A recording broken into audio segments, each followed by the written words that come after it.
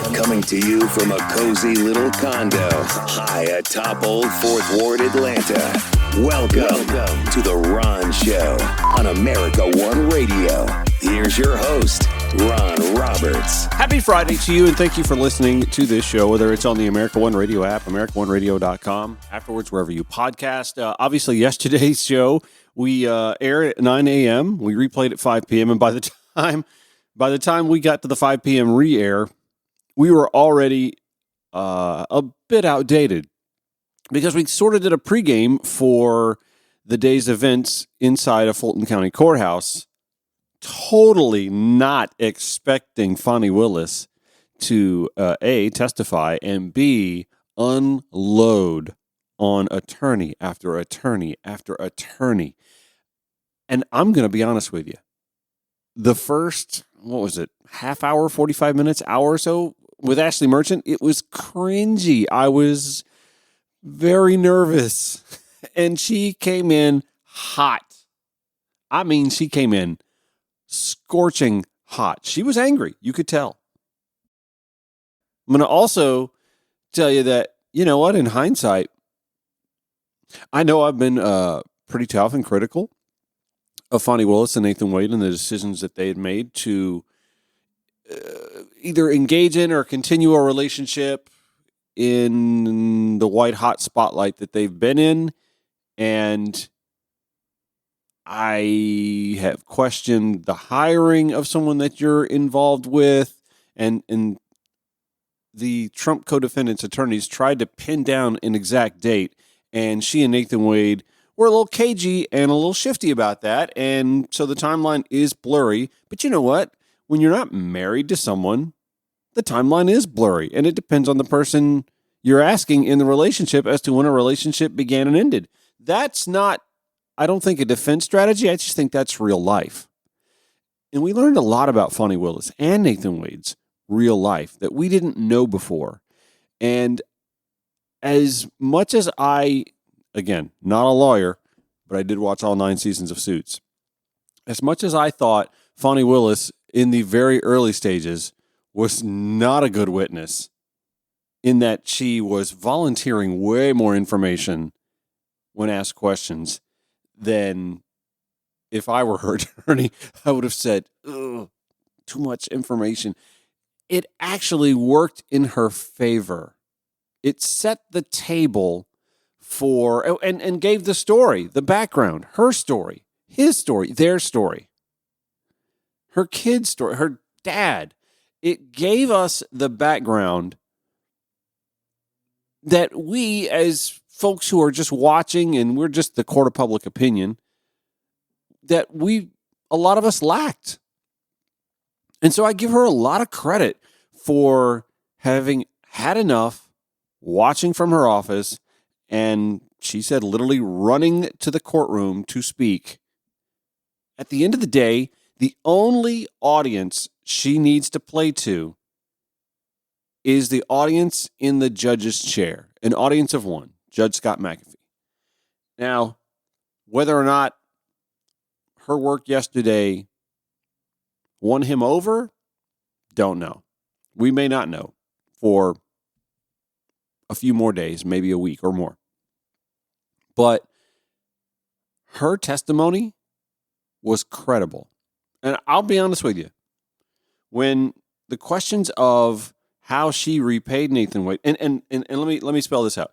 When Nathan Wade testified under oath that a lot of the travel expenses were halved, that he would pay for this and she would pay for that, I found that credible. When he then said that when she did repay him directly, that it was in cash, I got nervous. I got very nervous. Because you're not going to have a paper trail in that realm, right? And so I thought, well, now the onus is on Fani Willis to show bank record of her going to an ATM and withdrawing these huge sums of money. Because that's how I'm wired to think. I don't have 6 months of cash hiding in my condo. I have a coin jar. I may have 6 minutes of money in my condo for anyone who thinks that they're going to break in and get anything. Yeah, but Fani Willis clearly detailed to us and enlightened me as a non-black person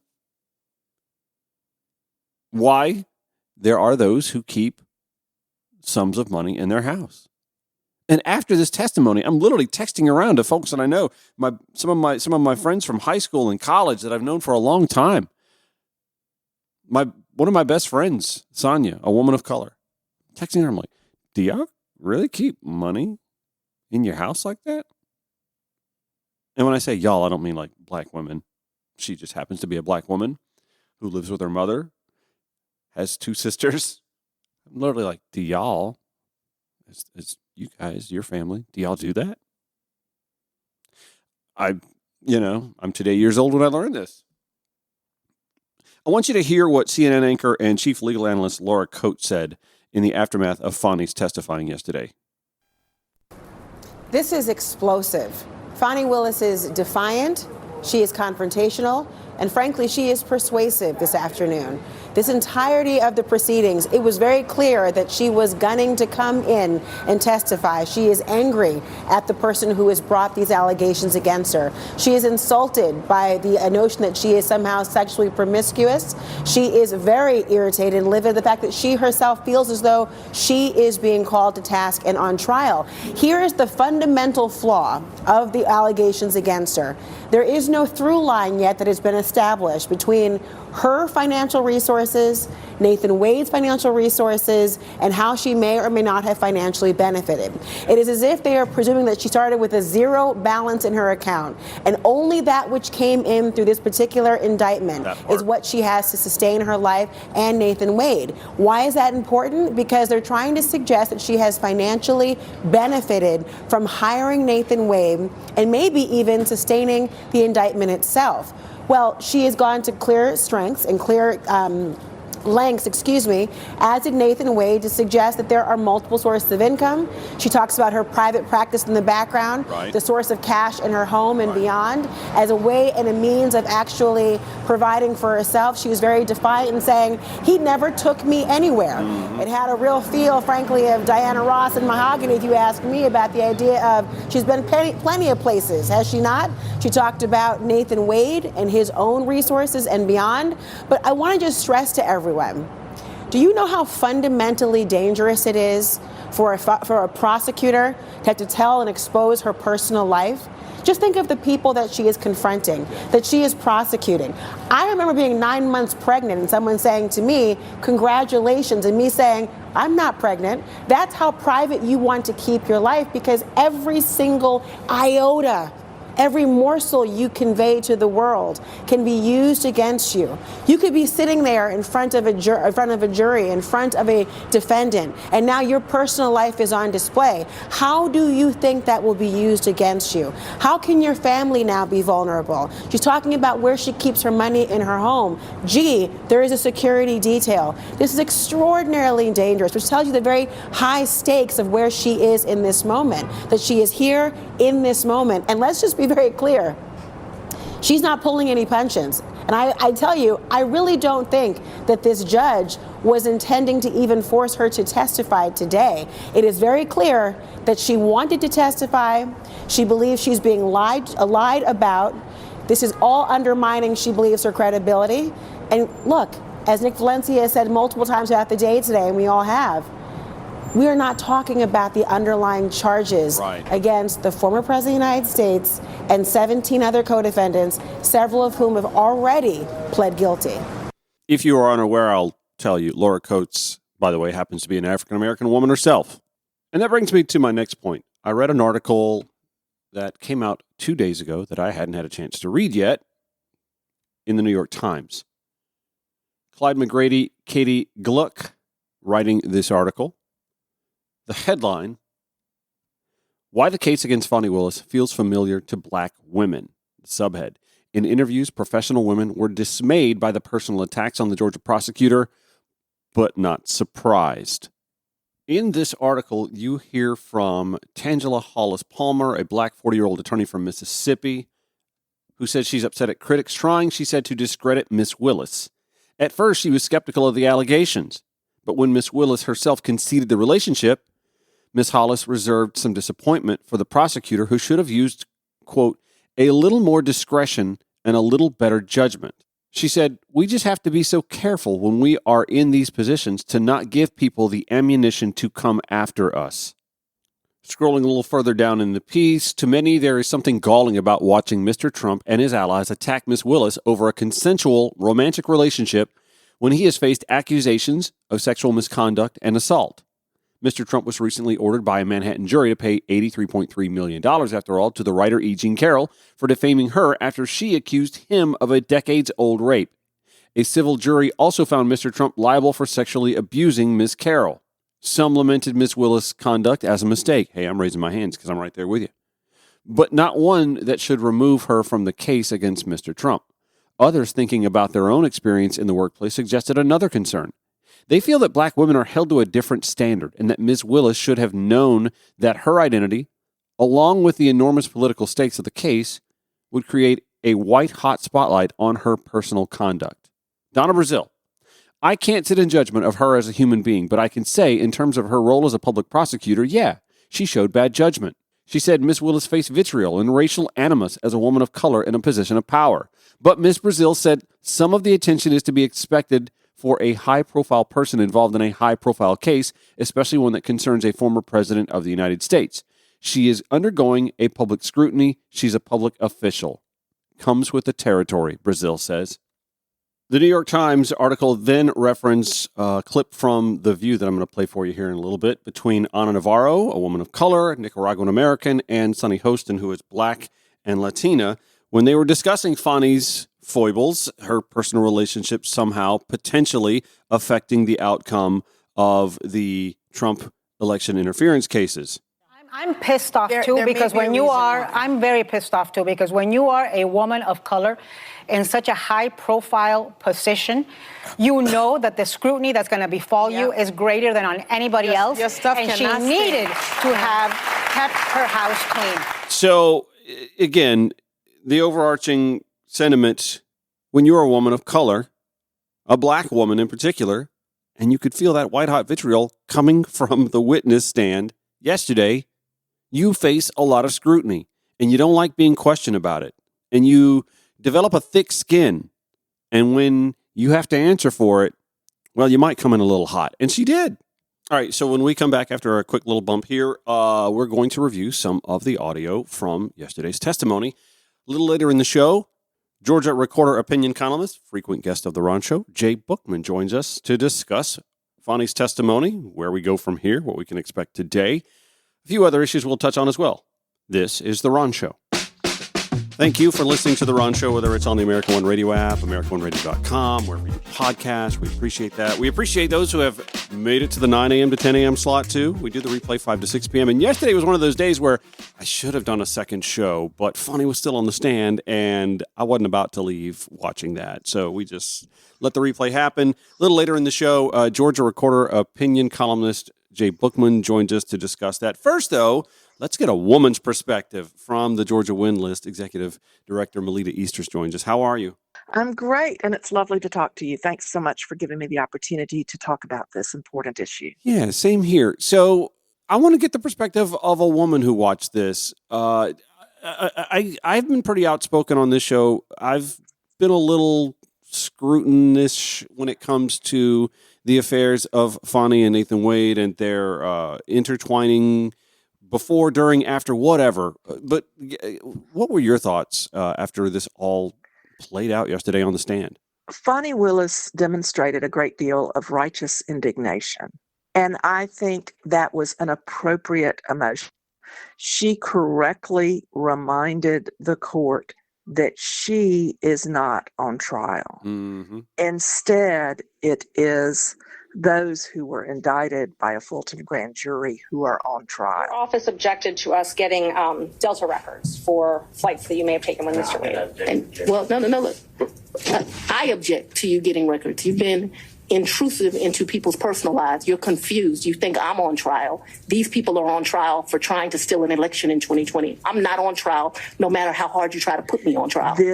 Hearing these motions are a part of the Republican playbook for denial, delay, deflection, divert attention. And yes, she was being attacked by the other side, she and Mr. Wade. I thought it was very interesting to see the difference in the reactions to her testimony from different groups. Mm-hmm. White men Yes. having one reaction, women in general, and particularly women of color having an absolutely 180-degree different reaction. Mm-hmm. And I thought it was very interesting that she brought up Mr. Wade is accustomed to women who make him a sandwich, and that she and he had brutal arguments about the fact she was his equal. She did not need anything from a man. Yeah. And that wonderful line that will be in many social media graphics: a man is not a plan, a man is a companion. Yeah, yeah. And you had to identify and love the comment that she made about the only man who's ever foot my bills completely is my daddy. Right.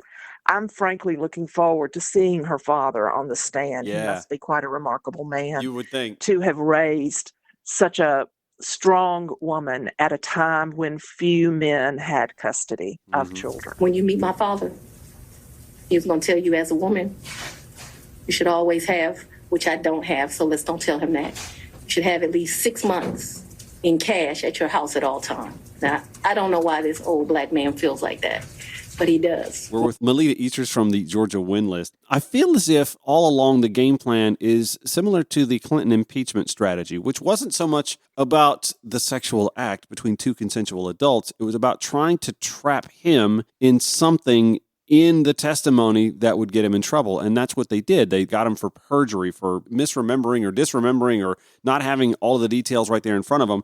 And it seemed like that was the game plan all along as this was playing out yesterday, whether it was Nathan Wade on the stand or Fani Willis or both. Oh, absolutely. I mean, they definitely want to divert attention by trying to catch them in something. And I also want to make note of the fact that the witness who claimed to be a close friend of District Attorney Willis, who testified that the relationship began earlier, is someone who resigned from the DA's office in lieu of being fired because of performance issues. Mm-hmm. So that is a witness with real credibility problems.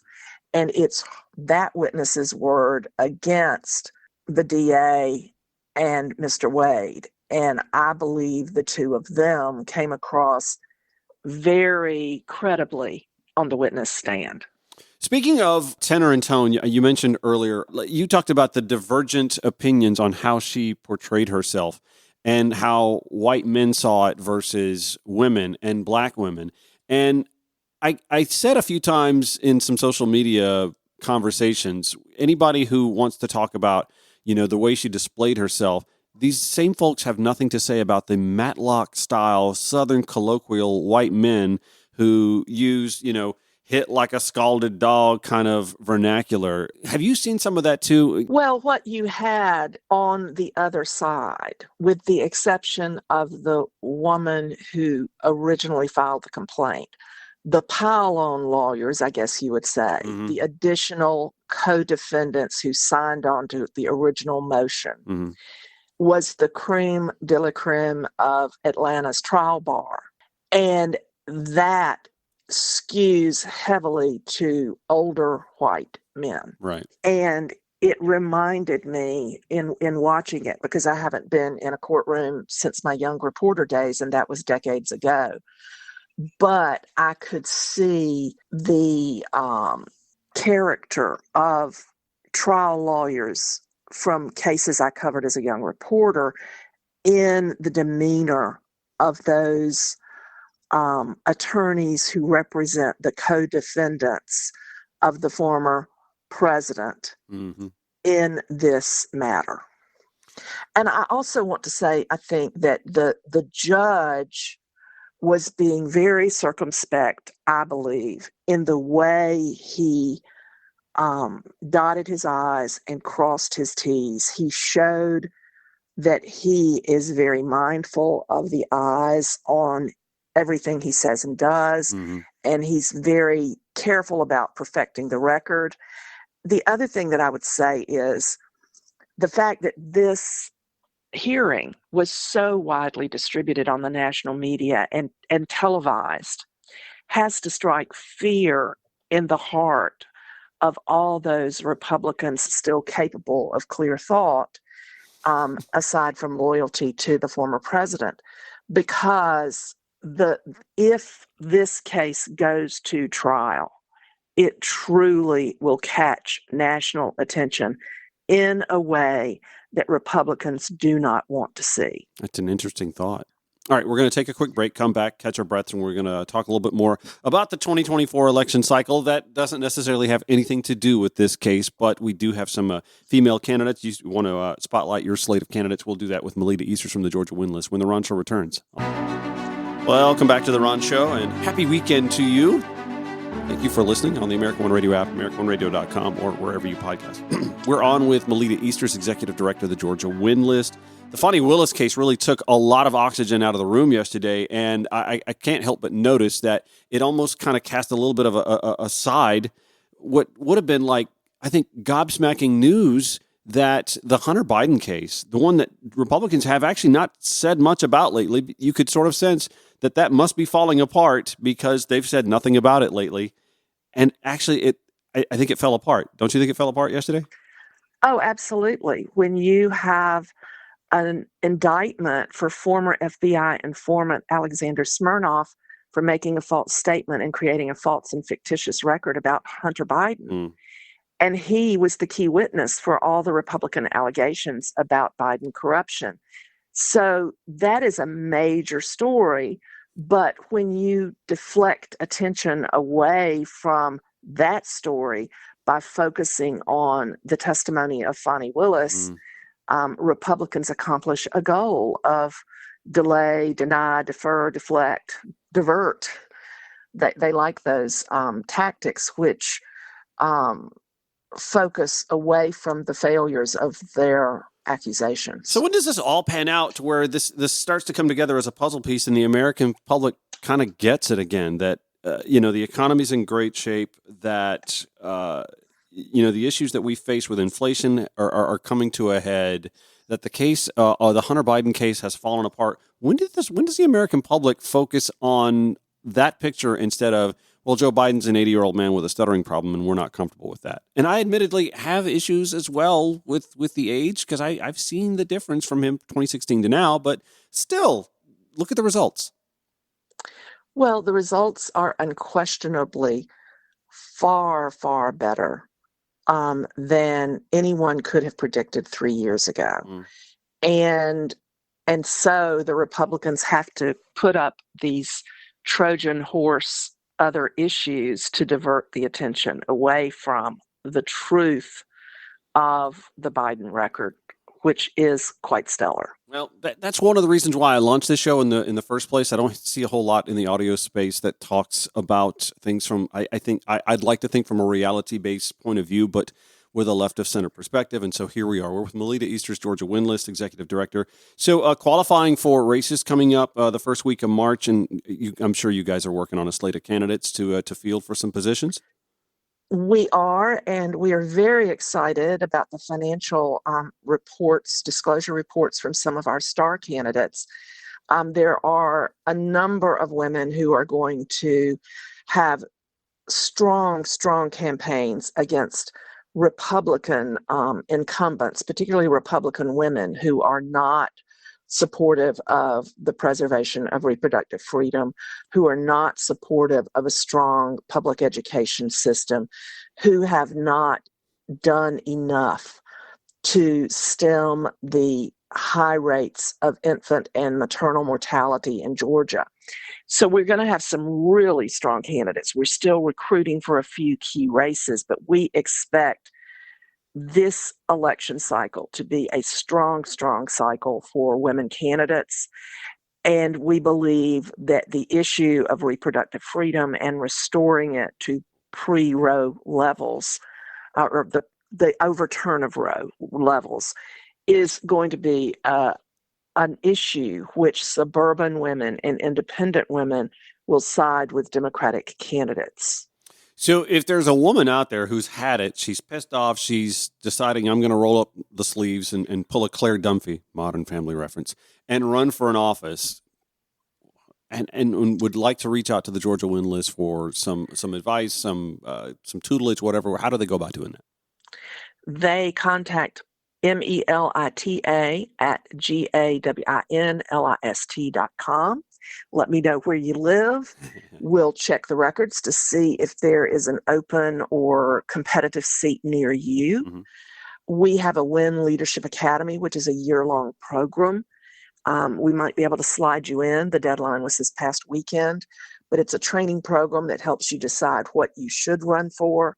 And sometimes, people don't run for office. They work in the campaigns of others, or sometimes they get themselves appointed to boards. For example, library boards are suddenly a very key place to have strong women who are willing to stand up to right-wing bullies who want to ban books.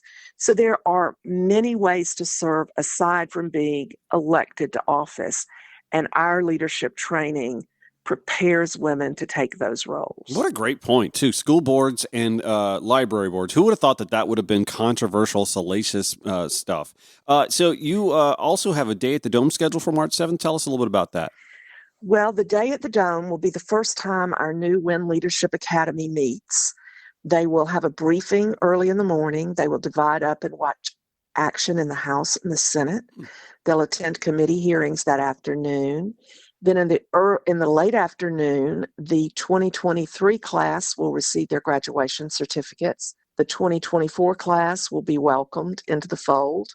And then there will be a reception with a program, a panel discussion, and perhaps one brief keynote speech at the freight depot. So it'll be a busy, busy day of activity for our women in training. We'll have a press conference to announce the first round of early endorsements for the 2024 season. And so it'll be a day celebrating Georgia women on the eve of International Women's Day on Friday, March 8th. Let me just tell you, having done this show now for 15 months and followed Georgia politics for a long time, you have to be a proud mama for the women that are in office in our General Assembly at the various county and city levels who are doing yeoman's work and fighting the good fight. And that is a credit to you and your organization, the Georgia Win List. Melita Easters, thank you so much for joining us today on The Ron Show. Thank you so much for having me. Georgia Recorder opinion columnist Jay Bookman joins us to discuss Fani Willis' testimony when The Ron Show returns. This is The Ron Show on America One Radio. Joining me to discuss Thursday's Fani Willis testimony, and Nathan Wade's as well. I'm sure we can glean some information from that. From the Georgia Recorder opinion columnist Jay Bookman. Jay, how are you, buddy? I'm doing well. How are you? I'm good. I am not going to lie. I started watching yesterday's testimony, and at first I told myself I wasn't going to watch it, but the minute I heard Nathan Wade was on the stand, I thought, okay, well, I want to hear Nathan Wade's side of the story. And a lot of what we heard didn't surprise us, but Fani Willis really opened the door and let us inside her life, his life, their life together, their life as co-workers, their life as friends. And I think we learned a whole lot more than we ever could have gleaned just from press clippings before. Initially, I thought she came in quite hot and may have been perilously walking a tightrope where she could have endangered her case, but I think she actually came away really convincing yesterday. What are your thoughts? My thoughts are very similar. She definitely came in hot. She had things she was going to say, and nobody, not the judge, not the defense attorneys, nobody was going to stop her from saying. Yeah. But I think, like you, I think she was very effective. I think what if you put her testimony together with that of Wade, we saw a picture of their relationship in which, using Fani's own words, she described him as somebody who wants to be the dominant person in the relationship. And she wasn't having any of that.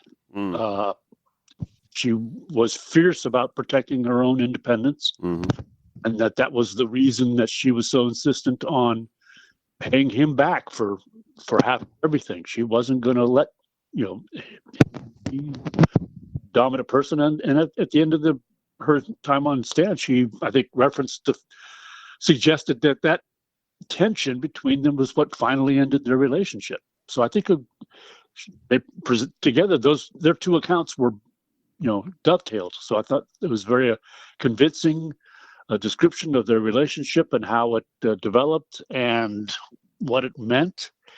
And Fani's own demeanor on the stand made it pretty clear that she's fiercely independent. Yeah, very much so. And I guess we'll learn a little bit more about Fani if and when her dad's on the stand. And I don't know. I came away learning so much more about her. I mean, you could tell she was that prototypical strong black woman who don't need no man, but she literally came on the stand and spelled out exactly why that is. And I was playing a clip earlier in the show from Lauren Coates on CNN, where she really spelled out why this entire situation has come to be so ludicrous. And listen, for the record, I have said for weeks now that I have been cringing that Fani Willis and Nathan Wade's relationship, past or prior, current, working situationship, whatever it is, has been detrimental potentially to the necessity of the country to know the outcome of their cases in Fulton County.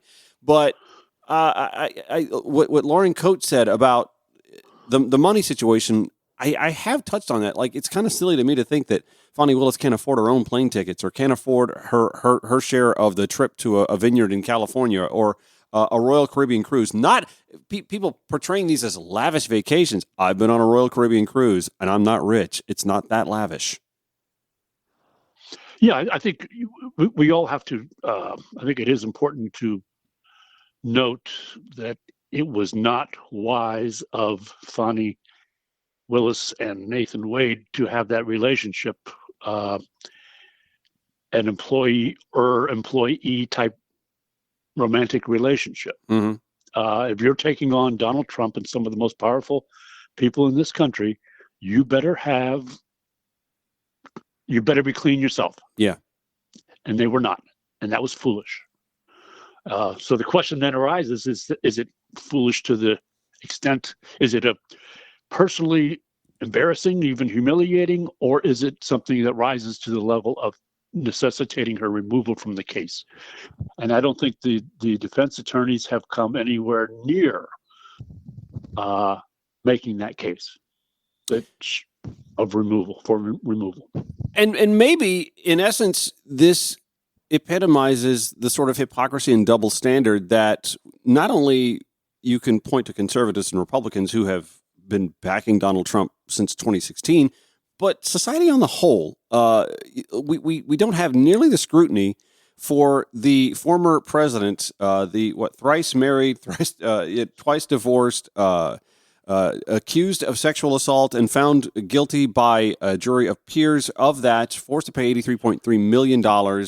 A man who on a hot mic said he would, be allowed to grab women in certain spots because they would let him. And yet to get to the point where we can get to trying this man and his co-defendants for allegedly election interference here in the state of Georgia, we first have to scrutinize the prosecutor for having a consensual romantic relationship with someone that may have been employed before or after they had the relationship. And that I just think it's kind of an interesting little nugget of how society throws this double standard.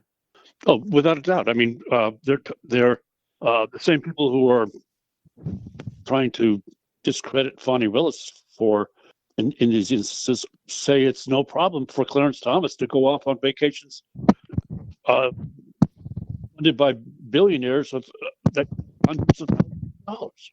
I'm glad you said that, because I've only been looking at this from a lens of attacking a black woman, but in this case you can even dial it in on the sexism as well, because again, Clarence Thomas, we have known for quite a while now, ProPublica has done a fantastic job exposing how he has been cavorting the country and the planet really on these expensive vacations from billionaire pals, has an RV that has been almost completely paid for by billionaire sugar daddies, had a house that his mother lived in, purchased by someone else, renovated by someone else, and mom still gets to live in it rent-free.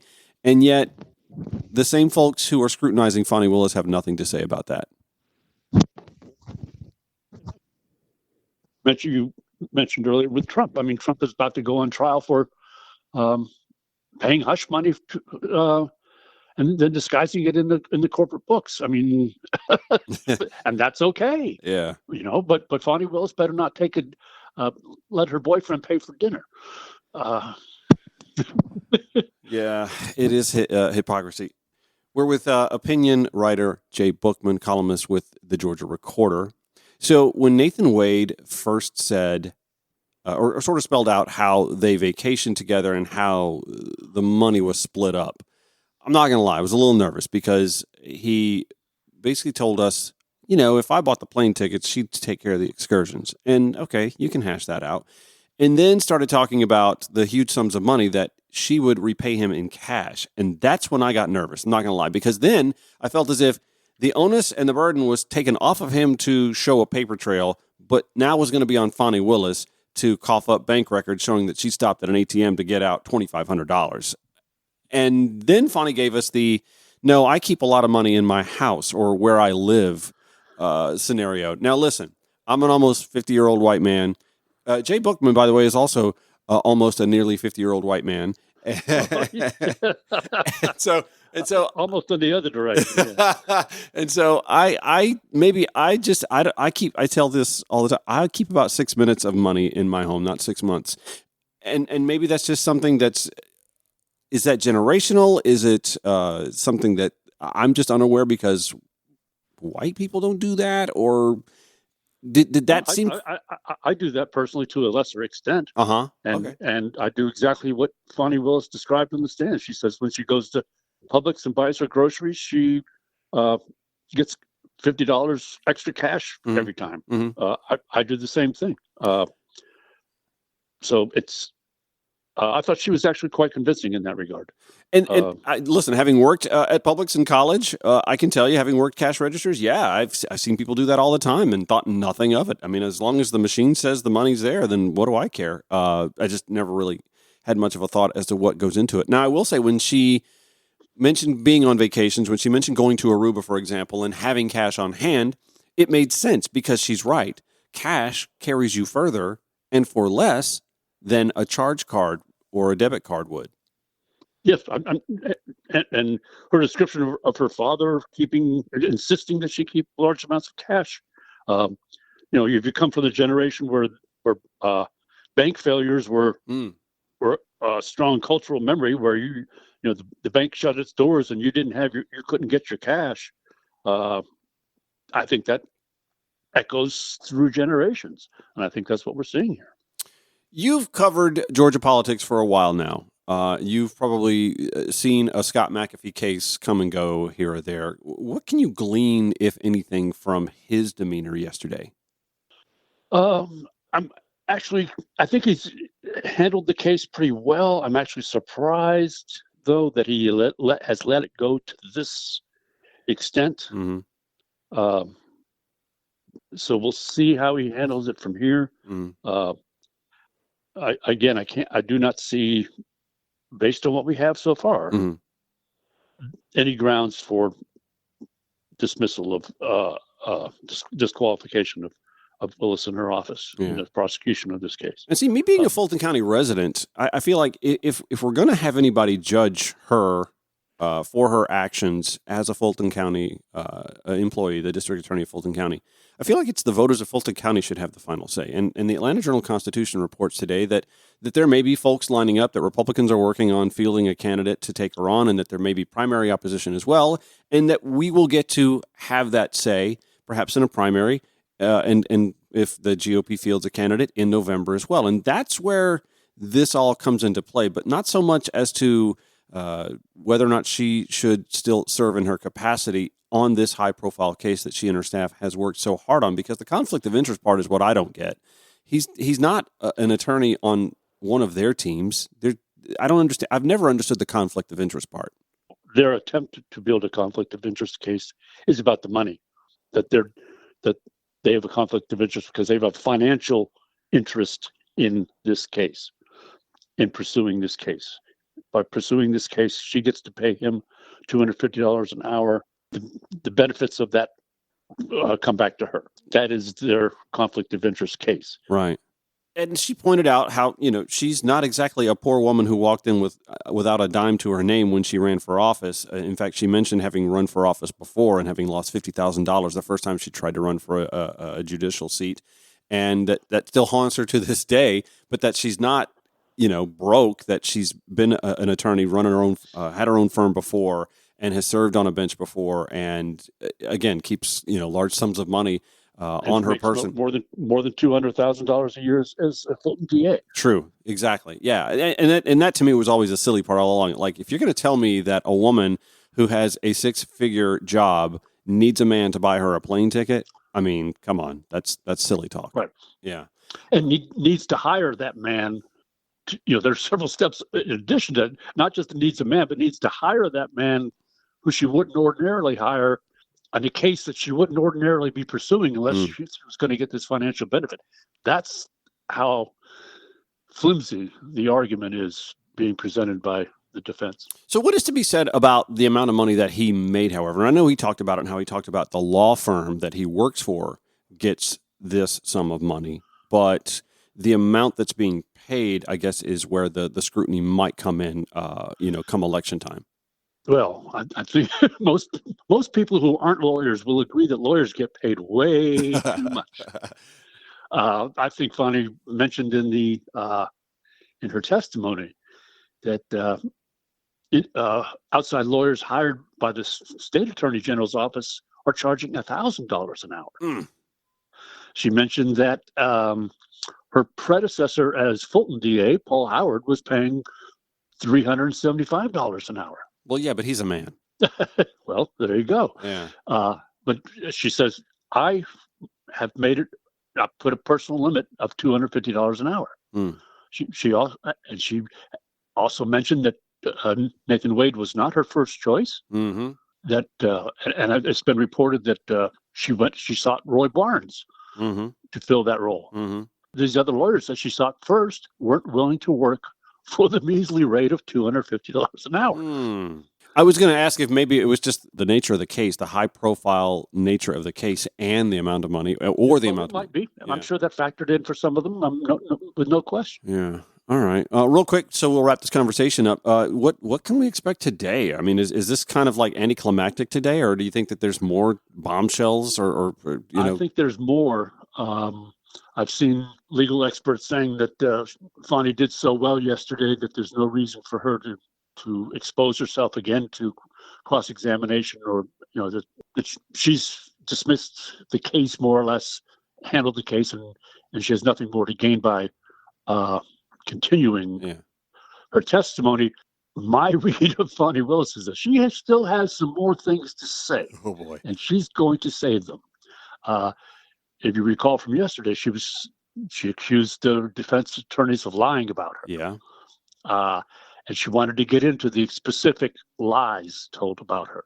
And the judge said, no, you have to wait till when your lawyers come up and cross-examine you. That's will be your opportunity to make those statements. I didn't even think about the cross-examination part. Oh my gosh. Let me go get my popcorn popper out now, because I think we're going to need it. All right. Jay Bookman, Georgia Recorder, thank you so much for joining us this morning on The Ron Show. Good. Have a good morning. You do the same. I'll be watching as well. All right. Take care, buddy. Yep. Bye-bye. And on that note, we now know that Fani Willis is not going to be testifying. Her attorneys nor Trump's defense team looking to take any more scrapping with her. So we'll see how the rest of the day unfolds. That already a surprising start to the day. Replay 5 to 6 p.m. on the America One Radio app, AmericaOneRadio.com. There could be an update today. Podcasting wherever you podcast, and show notes at RonShowATL.com. All right. Have yourselves a good Friday and a good weekend. We'll catch you next time we're here.